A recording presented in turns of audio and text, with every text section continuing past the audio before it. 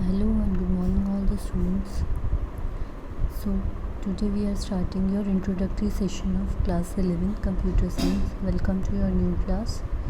I hope you all have a great time in this class. So today we are going to learn about why we are studying computer science, right?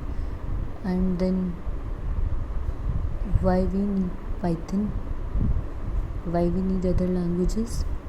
So this is basically an introductory class. So let's starting with Python.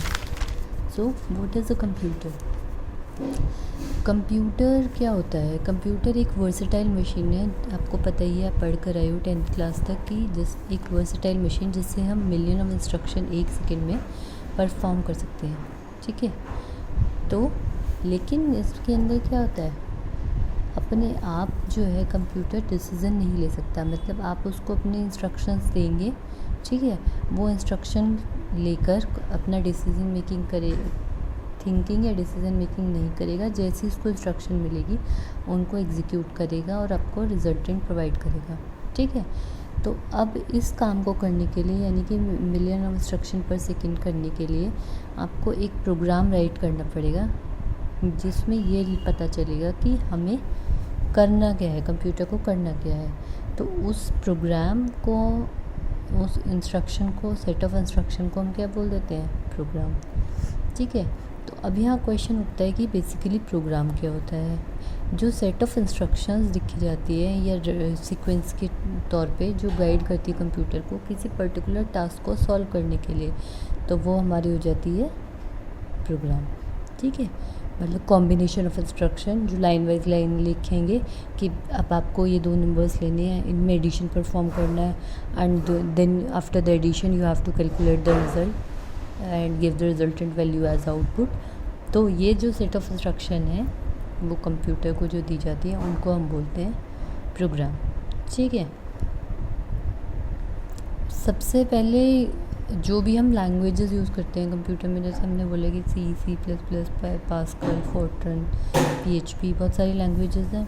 तो सबसे पहले जो चीज़ हमें देखनी है वो ये है, किसी भी प्रोग्राम को बनाते हुए, लिखते हुए, कि हमें पहले प्रोग्राम का एनालाइजेशन करना है और ये अंडरस्टैंड करना है कि प्रोग्राम बेसिकली है क्या, ठीक है।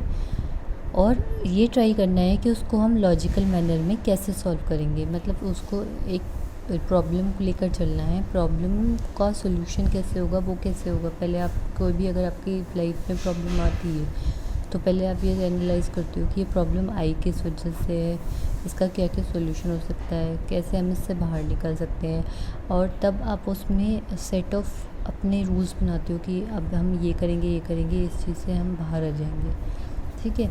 तो इसी तरीके से जब किसी भी हम प्रोग्राम को लिखते हैं तो पहले हमें उसको एनालाइज़ करना पड़ेगा कि प्रॉब्लम क्या है, और ट्राई करेंगे सॉल्व करने का लॉजिकल मैनर में, ठीक है। तो प्रोग्राम को लिखने की जो हमारी प्रोग्राम, मैंने आपको बताया प्रोग्राम सेट ऑफ इंस्ट्रक्शन होती है, ठीक है। और अगर जो प्रोसेस है राइटिंग का प्रोग्राम का, उसको हम क्या बोल देते हैं? प्रोग्रामिंग, ठीक है। तो प्रोग्रामिंग लैंग्वेजेस होती हैं जो क्रिएट की गई हैं जिससे कि वो प्रोग्रामर की या किसी कोई इंडिविजुअल यूज़र उसकी कोई प्रॉब्लम है उनको सॉल्व करने के लिए, तो प्रोग्रामिंग लैंग्वेज की हेल्प से जो है आप जो भी आपकी रिक्वायरमेंट है उसको फुलफ़िल कर सकते हो, ठीक है।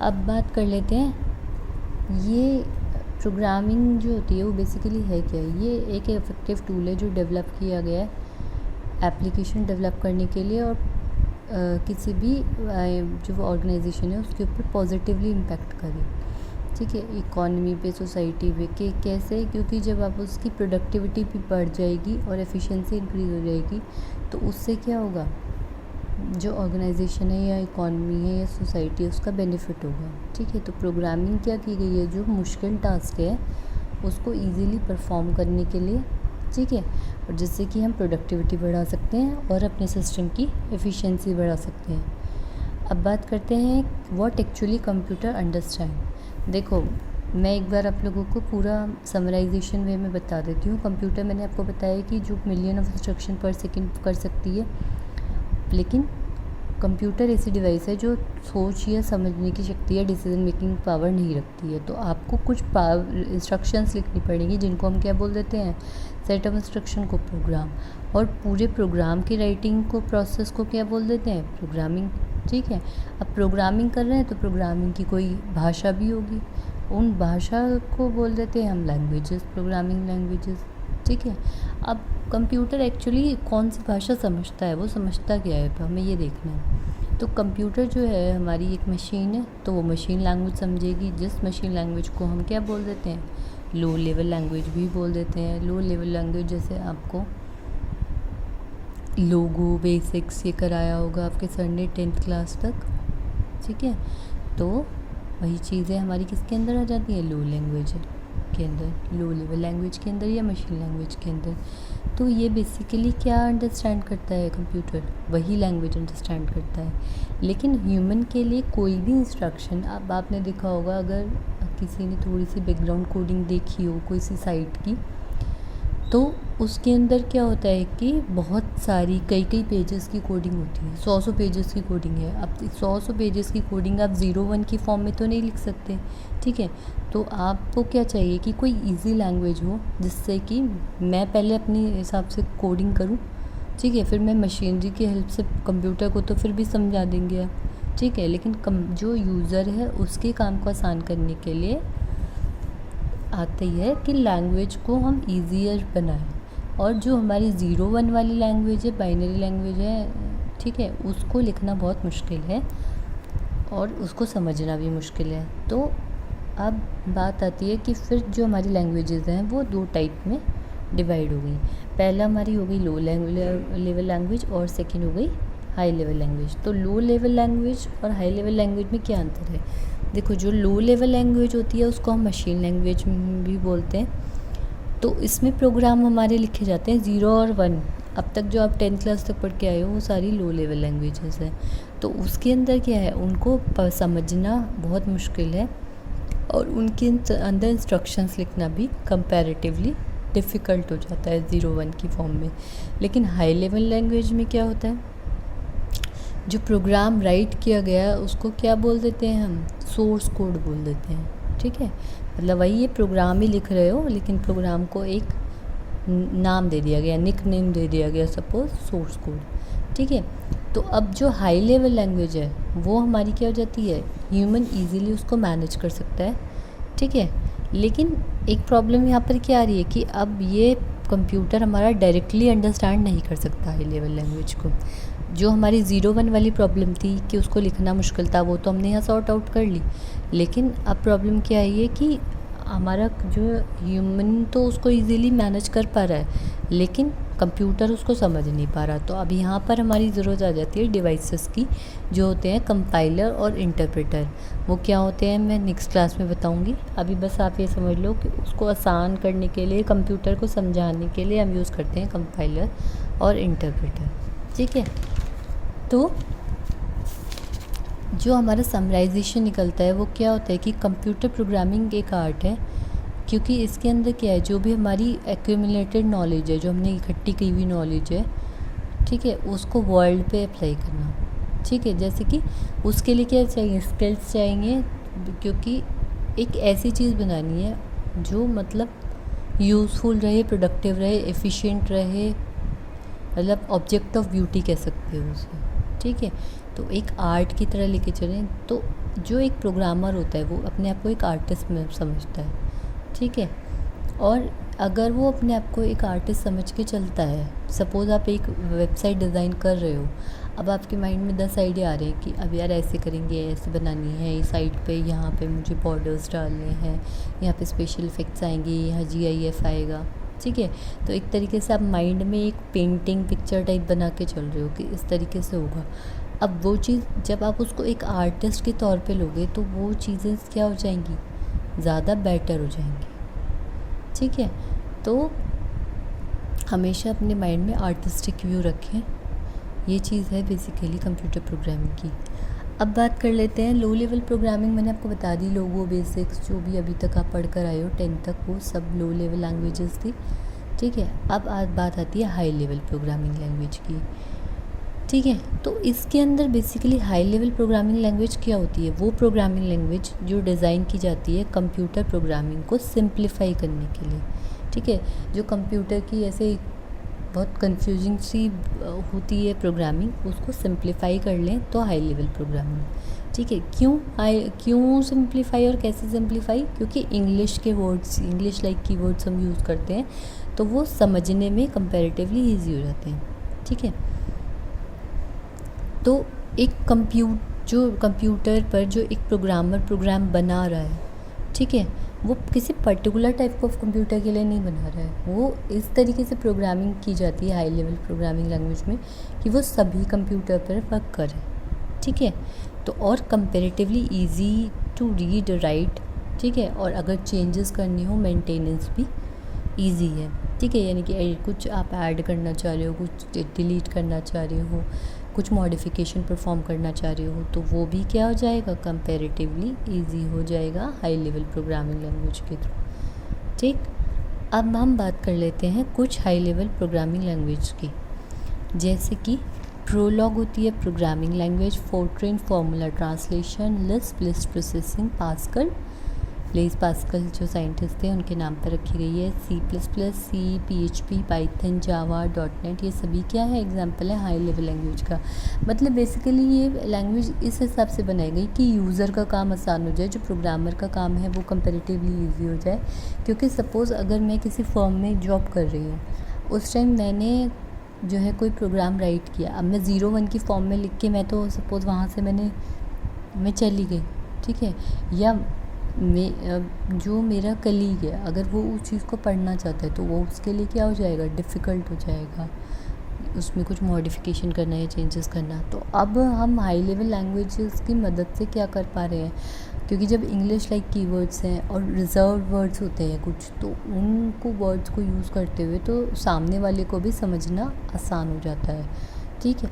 लेकिन यहाँ पर हमने कंप्यूटर का थोड़ा सा काम बढ़ा दिया है कि उसको पहले हाई लेवल लैंग्वेज को कन्वर्ट करना होता है मशीन लैंग्वेज में, तभी वो उसको अंडरस्टैंड कर पाता है, ठीक है। लेकिन मशीनरी से तो आप काम करा सकते हो, बट ह्यूमन से वही काम कराओगे तो बहुत टाइम लग जाएगा, ठीक। तो हाई लेवल लैंग्वेज में क्या होता है? इंग्लिश वर्ड्स लैंग्वेज यूज़ होती है, जिनको हम क्या बोल देते हैं? कुछ वर्ड्स होते हैं जो रिजर्व वर्ड्स होते हैं, ठीक है। उन रिज़र्व वर्ड्स को हम बोल देते हैं कीवर्ड्स। रिज़र्व वर्ड्स कौन कौन से होते हैं? वाइल, डू वाइल, फॉर, ये सारे, ट्रू, फॉल्स, ये सारे आपके रिज़र्व वर्ड्स हैं। तो जब ये आगे हम प्रोग्रामिंग करेंगे तो हम समझेंगे कि कीवर्ड्स कौन कौन से होते हैं, ठीक है। तो जो हाई लेवल प्रोग्रामिंग लैंग्वेज होती है उसका एक चीज़ क्या है कि उसका अपना सिंटेक्स होती है, अपने कीवर्ड्स होते हैं, यानी कि अपने रिज़र्व वर्ड्स हैं, उसकी अपनी सिंटेक्स यानी कि उसकी अपनी ग्रामर है, ठीक है। और कीवर्ड्स क्या हैं? रिज़र्व वर्ड्स हैं। तो अपनी ही ग्रामर है, अपने ही कुछ वर्ड्स हैं जिनको यूज़ करके वो इस तरीके से प्रोग्रामिंग बना रहे हैं कि जो यूज़र के लिए कंपैरेटिवली क्या हो जाए? ईजी हो जाए। तो एक चीज़ जो आपको यहाँ पर समझनी है कि कंप्यूटर क्या समझता है? कंप्यूटर समझता है मशीन लैंग्वेज, ठीक है। तो अब और ह्यूमन क्या समझ कर रहा है? प्रोग्रामिंग वो कर रहा है हाई लेवल लैंग्वेज में। तो अब सवाल यहाँ हमारा ये आता है कि भाई ये तो कंप्यूटर हो गया, ये इंसान हो गया, ठीक है। अब हम इनके बीच में कम्युनिकेशन कैसे करेंगे कि मशीन लैंग्वेज और हाई लेवल लैंग्वेज के थ्रू? तो इसमें बेसिकली 2 डिवाइसेस यूज़ होती हैं, कंपाइलर और इंटरप्रेटर, ठीक है। तो ये कन्वर्ट करते हैं मशीन लैंग्वेज को,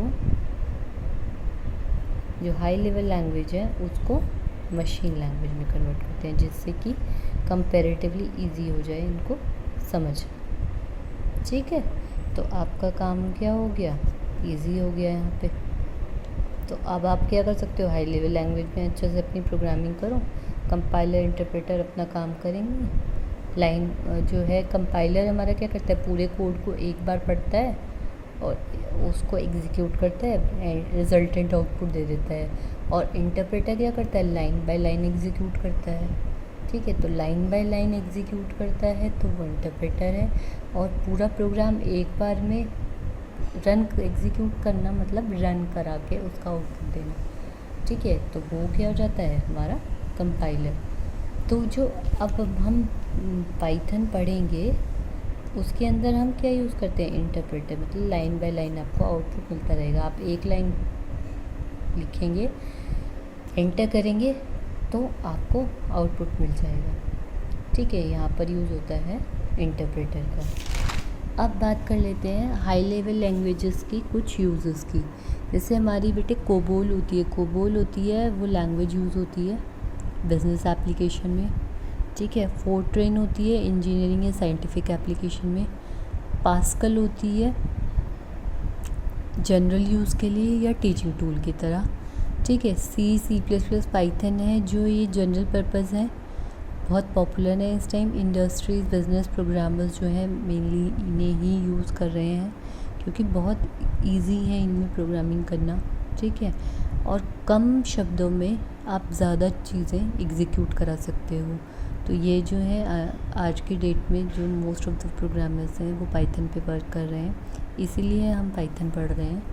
प्रोलॉग क्या होती है, आर्टिफिशियल इंटेलिजेंस में यूज़ होती है। जावा हमारी जनरल पर्पस प्रोग्रामिंग है, ऑल पर्पस के लिए। .NET भी वेब एप्लीकेशन है, जनरल और वेब एप्लीकेशन जनरल पर्पस के लिए भी यूज़ कर सकते हैं, और वेबसाइट डिज़ाइनिंग में भी आप .NET यूज़ करते हैं, ठीक है। तो हाई लेवल लैंग्वेजेस क्या होती हैं, और एब्स्ट्रैक्ट करना, एब्स्ट्रैक्ट मतलब समराइज़ कर कह दो, ठीक है। एब्स्ट्रैक्ट करना कॉम्प्लेक्स या ऑर्डिनरी नेचुरल लैंग्वेजेस में से बेस्ट पार्ट को, उसको हम बोल देते हैं हाई लेवल लैंग्वेजेस, ठीक है। तो ये कुछ हमारी एप्लीकेशंस हो गई। मेरे हिसाब से आज का सेशन आपको समझ में आया होगा। जो भी आपकी प्रॉब्लम हो आप मुझसे ग्रुप में पूछ सकते हैं, सेकेंड थिंग, या फिर आपकी क्लास के बाद आप मुझसे कभी भी पूछ सकते हो। अब हम बात करेंगे नेक्स्ट क्लास से पाइथन की, कि पाइथन होता क्या है। पाइथन वैसे तो सबने पढ़ा ही होगा, एक तरीके का सांप होता है वो, ठीक है। लेकिन यहाँ पे वो जो सांप है वो कंपैरेटिवली क्या है, हेल्पफुल है, ठीक है। तो इसके बारे में कि पाइथन क्या होता है, कैसे वर्क करता है, क्या एडवांटेजेस हैं, क्या फ़ीचर्स हैं, आई होप आप लोगों को थोड़ी क्यूरियोसिटी बनेगी इस चीज़ के लिए। तो वो सॉल्व करेंगे हम नेक्स्ट क्लास में। तब तक के लिए कोई भी प्रॉब्लम है तो you can consult me. Have a good day बच्चा।